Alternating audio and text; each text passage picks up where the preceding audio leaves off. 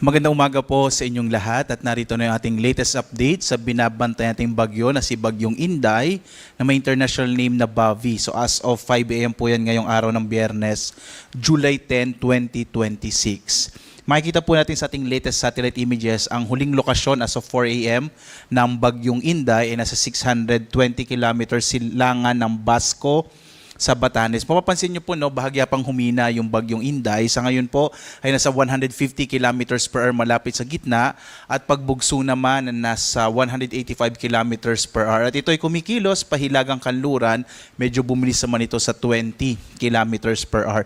Makikita po natin ito po yung bagyo at yung ferry nito o yung bahagi bandang labas sa bahagi ng bagyo ay nakaka-apekto particular na dito sa may bahagi ng northern silangang bahagi ng Northern Luzon, lalong-lalo na po dito sa may area ng Batanes at dito sa may area ng Cagayan. Samantala, maliban sa bagyo, patuloy pa rin yung pag-iral ng southwest monsoon na makikita nyo po itong mga kaulapan na to or tinatawag nating hanging habagat. At ito po yung magpapaulan, particular na sa malaking bahagi dito sa may kanurang bahagi ng Luzon at Visayas at ilang bahagi pa rin ng Mindanao. So kahit po lumabas yung Bagyong Inday bukas, posible po bukas na umaga na sa labas na ito ng Philippine Area of Responsibility, mapapanatili naman itong habagat na i-enhance or palalakasin ng Bagyong Inday. Kaya po this weekend, asahan po natin na magiging maulan sa malaking bahagi ng Luzon at Visayas, lalong-lalo na yung western section po ng Luzon at Visayas, dulot nga ng hanging habagat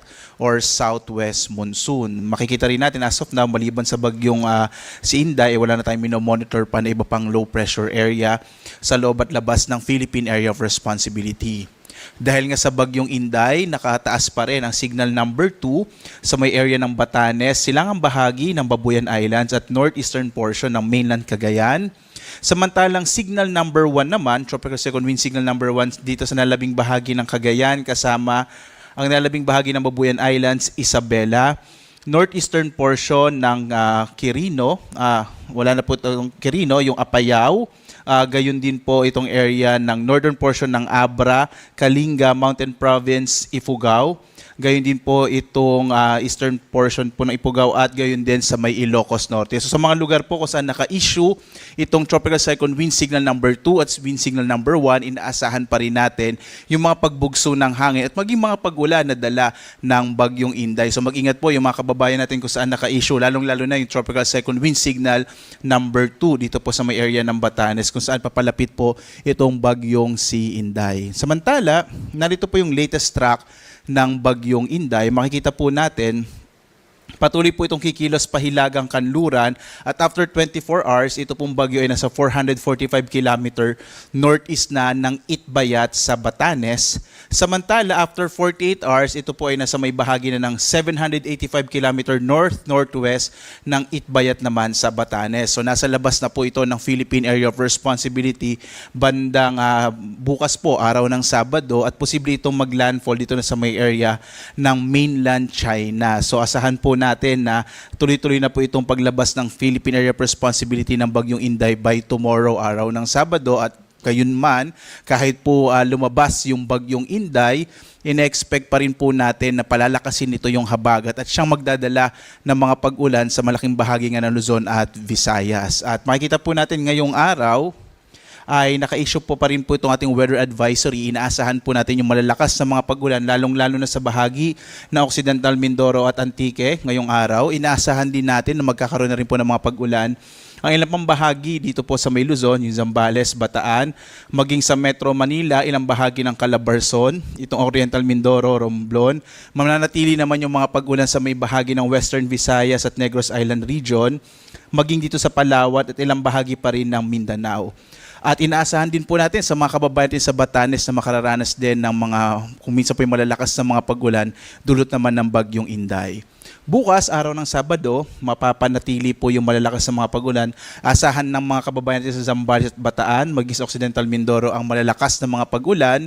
Samantala, Magpapatuloy pa rin po yung hanggang kung minsan malalakas na mga pagulan sa Western Visayas, dito po sa Negros Occidental, sa Palawan, maging lang bahagi ng Mimaropa, ang malaking bahagi din po ng Calabarzon, kabilang din yung kabilang din po yung area po ng Metro Manila, Pampanga, Bulacan, Tarlac, Pangasinan, Benguet at La Union. So kahit po nasa labas na ng Philippine Area of Responsibility ang bagyong Inday, inaasahan pa rin natin na palalakasin ito yung habagat. Kaya po hanggang Linggo, inaasahan pa rin natin na magiging maulan dito sa may area ng Zambales, Bataan at Occidental Mindoro.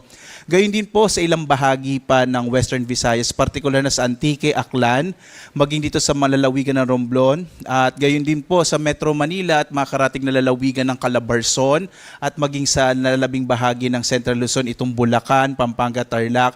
Ang area ng Benguet, La Union at Pangasinan ay makararanas din po ng kung minsan malalakas na mga pagulan hanggang araw ng Linggo. So in general po, inaasahan natin itong mga bahaging ito ng ating bansa, western section po ng Luzon at Visayas, ay mananatili po yung malalakas na mga pagulan. Inaasahan po natin this coming weekend. Kung kaya naman, iba yung pag-iingat pa rin po sa mga kababayan natin sa mga potensyal na mga flash floods and landslides. So mag-ingat po tayo, lalong-lalo na po sa mga lugar kung saan nga madalas bahain, or kung minsan po sa mga gilid ng bundok, minsan po nagtitrigger po yung malalakas na pag-ulan ng mga landslide o mga biglaang pagguho ng lupa.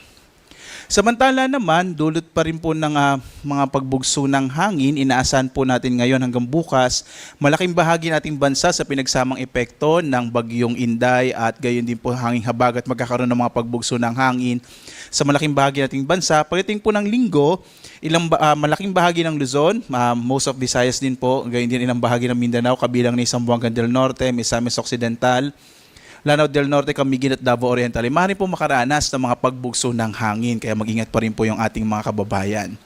Sa lagay naman po ng ating karagatan, may naka-issue pa rin po tayo na gale warning, particular na nga po dito sa may silangang bahagi ng Luzon. Inaasahan pa rin natin hanggang sa malalakas sa mga pag-alon ng karagatan sa may Batanes, northern eastern coast ng Cagayan kasama yung Babuyan Islands, Isabela, Aurora. Gayon din yung northern eastern coast ng Catanduanes, Polillo Islands, gayon din sa silangang bahagi ng Camarines Norte, at itong hilagang bahagi po o hilagang baybay ng Camarines Sur. Mga kababayan, dito po sa mga lugar kung saan po merong red po or kulay pula na bahagi, inaasahan po natin na malaki yung pag-alon ng karagatan. Kaya yung mga malilitas sa kayang pandagat at maliliit na mga bangka ay huwag muna pong pumalaot, or hindi rin naman po sila pinapayagang pumalaot ng ating mga otoridad dahil napakadelikado po, maaari pong maging mapanganib yung pagpalaot sa bahaging ito ng ating bansa.